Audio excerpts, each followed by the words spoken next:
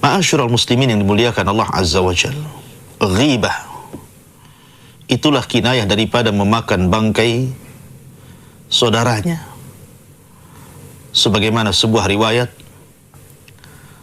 ketika Nabi sallallahu alaihi wasallam marah kepada dua manusia yang bicara tentang seorang sahabat yang bernama Ma'iz al-Aslami. Ma'iz ini suatu ketika terjerumus kepada perbuatan maksiat berzina. Kemudian Allah Subhanahu wa taala berikan hidayah. Dia ingin membersihkan dosa zinahnya, sementara Ma'iz ini sudah menikah. Artinya bahwa zina yang dilakukan dia adalah zina muhsan dan hukumannya rajam. Dia datang kepada Nabi sallallahu alaihi wasallam kemudian mengatakan, "Ya Rasulullah, zanaitu fatahirni." Rasul, bersihkan aku. Aku sudah berzina. Maka Nabi sallallahu alaihi wasallam memalingkan wajahnya ke arah kanan. Maka Ma'iz kemudian memutar badannya, kemudian mengarah wajah Nabi sallallahu alaihi wasallam dari sebelah kanan dan mengatakan, "Zanaitu fatahirni." Rasul, aku sudah berzina, bersihkan aku.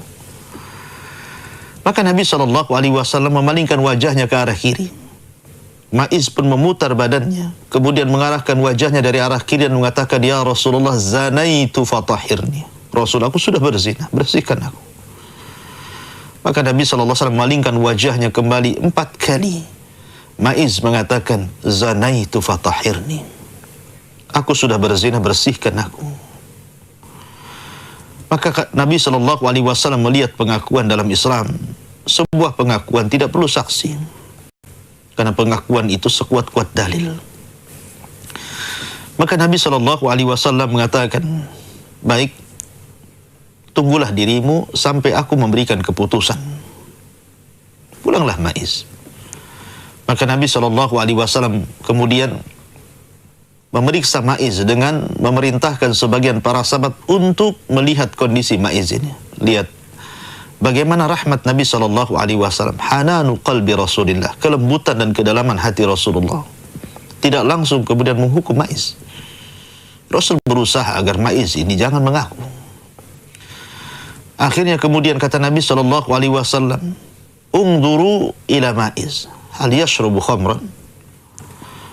Kalian lihat kondisi Ma'iz, apakah dia sedang mabuk sehingga dia bicara ngelantur? Ataukah lahu junun, dia punya penyakit gila sehingga dia sampai bicara seperti itu? Berangkatlah para sahabat Nabi SAW mengecek kondisi Ma'iz, rupanya dia orang sehat. Dia tidak sedang mabuk dan dia tidak gila. Hal itu disampaikan kepada Nabi SAW.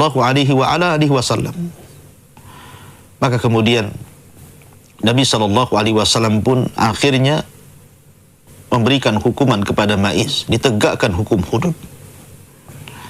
Maka diikatlah Ma'iz. Kemudian datanglah para sahabat atas perintah Allah dan Rasulnya untuk merajam Ma'iz, bukan karena dendamnya Rasulullah, bukan karena marahnya Rasul SAW, bukan karena kedengkian Nabi SAW atau hasad, tidak, wallahi. Tidak mungkin Nabi memiliki sifat-sifat itu. Tapi hukum hudud adalah tarbiyah. Tarbiyah baik bagi para pelakunya ataupun bagi orang-orang yang melihat orang yang sedang diberikan hukuman had itu. Itu tarbiyah, pelajaran bagi kaum muslimin.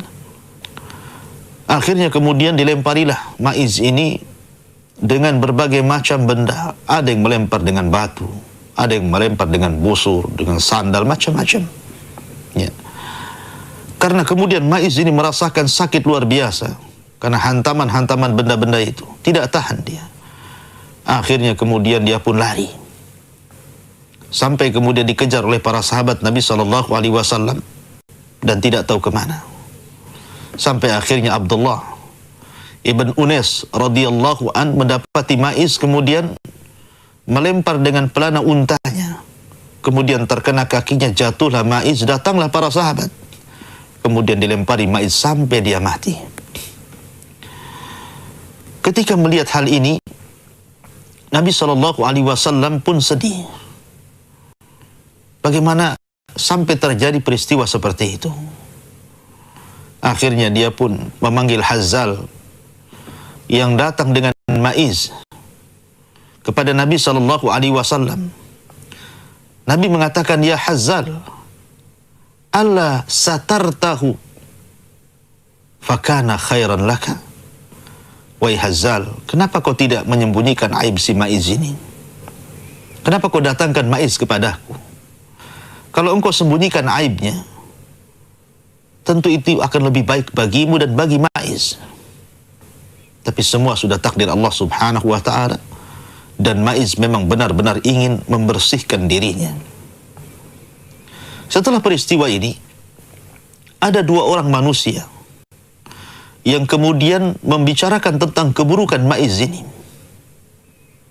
Sampai dikatakan, bagaimana mungkin seorang ini dilempari seperti keledai yang dilempari sampai mati? Kemudian banyak cerita-cerita sampai akhirnya perkataan dua manusia yang memburuk-burukan maiz setelah terjadi rajam ini sampai kepada Nabi SAW. Faghadiban Nabi SAW, marah Nabi. Akhirnya Nabi SAW berpaling dari dua orang itu, dan itu ukubah dari Nabi SAW. Sehingga kemudian dua sahabat ini menyesal dan ingin meminta keridhaan Nabi SAW. Dia pun kemudian menyusul Rasul, dan Rasul tetap berjalan.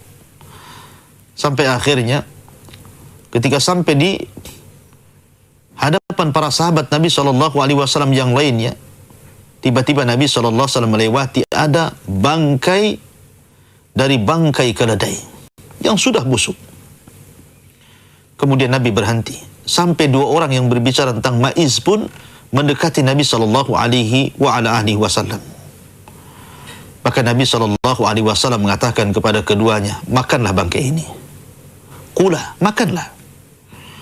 Maka dua orang ini mengatakan, "Ghafarallahu laka ya Rasulullah." Semoga Allah mengampuni dosamu, wahai Rasul. Mana mungkin kami akan memakan bangkai yang busuk ini? Maka Nabi SAW mengatakan, seandainya kau makan bangkai ini, bangkai keledai ini yang sudah busuk itu, jauh lebih baik dibandingkan kau memakan bangkai saudaramu.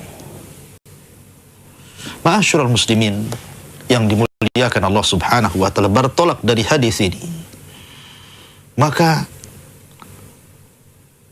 ghibah membicarakan keburukan manusia itu sesuatu hal yang sangat mengerikan hukumannya, baik di dunia, baik dalam kuburan, baik di padang mahsyar pada hari kiamat, ataupun di neraka. Bahwa orang-orang yang kemudian memakan bangkai saudaranya, atau dengan istilah lebih singkat disebut ghibah, dzikraka akhaka bima yaqra, menceritakan aib saudaramu yang kalau dia dengar dia tidak suka, maka Anda diancam dengan ancaman 4 ini. Di dunia Anda akan dihinakan Allah dan dihinakan manusia. Dikubur sebagaimana hadis di mukaddimah tadi, bahwa Anda akan mendapatkan siksa kubur dengan siksa yang luar biasa, dicakar-cakar wajah Anda.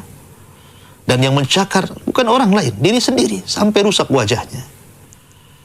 Kemudian di padang mahsyar, sebagaimana hadis tentang masalah muflis, orang yang bangkrut umat ini, yang membawa pahala di hadapan Allah Subhanahu wa ta'ala dengan pahala yang sangat besar, tapi kemudian pahala itu hilang karena kezaliman yang kita lakukan kepada manusia, salah satunya ghibah. Kemudian di neraka Allah mengatakan, wailun likulli humazatil lumazah.